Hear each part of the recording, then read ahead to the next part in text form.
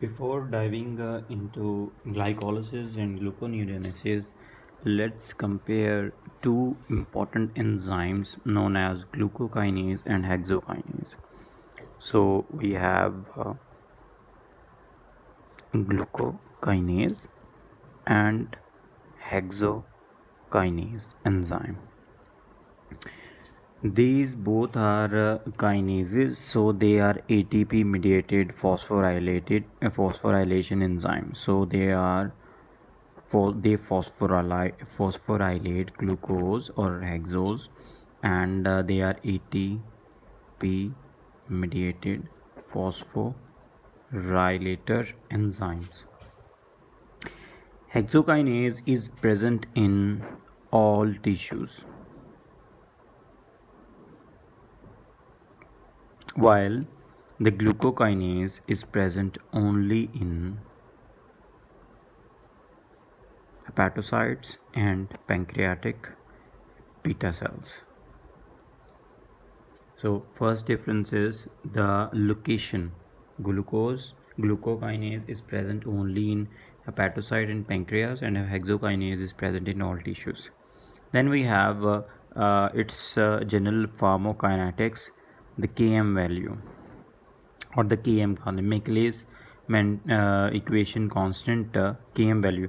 Km value is mean that Km means it is inversely proportional to the affinity of enzyme and substrate. So if an enzyme has very much high affinity for its substrate, its Km value is low, and in that scenario, hexokinase has low Km value. What does it mean? It means that it has high affinity for glucose. On contrast, glucokinase has Km value very high. What does it mean? It means that it has very much low affinity for glucose. So in that case, it has low affinity for glucose, high Km value. It acts as a glucose sensor. Whenever there is increased level of glucose, it senses that glucose level and activate hepatocyte and pancreas, and readily go for glycolysis in order to store or use that glucose in the body. So this sensor glucokinase is activate glucose sensor only whenever there is high level of glucose. On the other hand, hexokinase, it has low Km value and high affinity for glucose.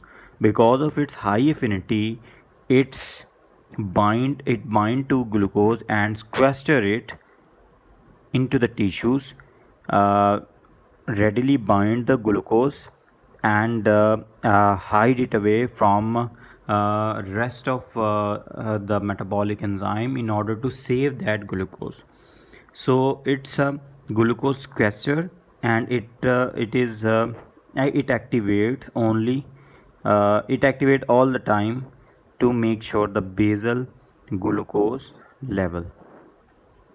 So in our body, whenever we are taking a meal, we have a high level of glucose. At that point, glucokinase is activated and metabolize that glucose and releases insulin. Sorry. But in hexokinase, in between those meal sorry, hexokinase is remain activated and maintain the basal glucose level. Then we have the Vmax value. Vmax value means the max. Vmax is also regarding the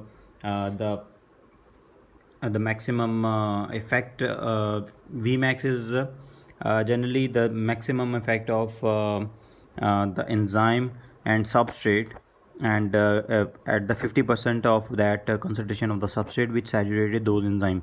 So the Vmax of the hexokinase is low, and for the Vmax of glucokinase is high.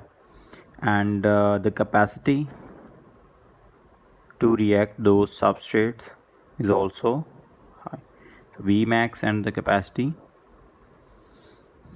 is high in glucokinase and low in hexokinase. Then we have insulin secretion. So insulin secretion.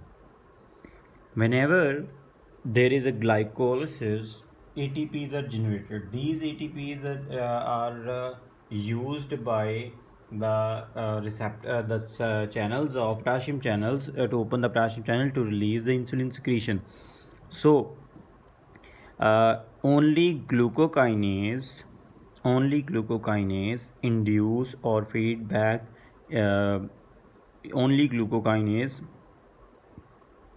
secrete insulin, only glucokinase induce the insulin secretion, while hexokinase is not. And obviously this is very much understandable that whenever there is high level of glucose, the liver metabolize those glucose, produce ATPs goes into the pancreatic cell and release insulin in order to use that glucose in the body, either into the muscle cell and or into the either in the muscle cell or on in the fat cells. Then we have the negative feedback mechanism. So how these two enzymes inhibit their activity. So the negative feedbacks are fructose 6 phosphates. Whenever they are increased, they can inhibit the activity of glucokinase. On the other hand, glucose 6 phosphate inhibit the activity of hexokinase. And it is pretty much simple that whenever there is high level of glucose, the glucose metabolized to form a phosphorylate to form in glycolysis to phosphorylate to make glucose 6 phosphate. So whenever there is increased level of glucose, increased level of glucose 6 phosphate, increased level of glycolysis, it immediately inactivate hexokinase. On the other hand, whenever there is low level of glucose, the hexokinase maintaining the basal level of glucose, there is no G6P, so there is increased activity of hexokinase. And also fructose or galactose or other metabolites, they come and provide and maintain the normal glucose level and metabolize those fructose and increase level fructose. They inhibit glucokinase. So it's very much understandable. So if there is any abnormality regarding glucokinase enzyme, so we have two conditions. The first one is MODY and the second one is gestational diabetes mellitus. So whenever we have abnormal glucokinase activity, we have a condition known as gestational diabetes mellitus, which is worsen whenever the person is insulin resistance. And in the MODY we have the abnormal glucokinase activity. If glucokinase is abnormal, we cannot use the high level of glucose and high level of, we cannot maintain insulin levels.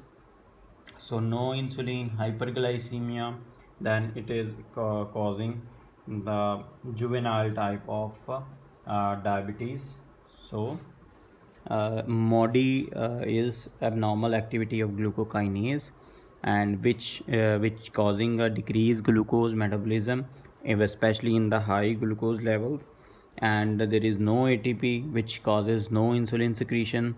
So there is increased glucose is required to release the insulin. And whenever this MODY person is get pregnant, then then in pregnancy induced insulin resistance also worsen this abnormality. So this is all about comparison between hexokinase and glucokinase.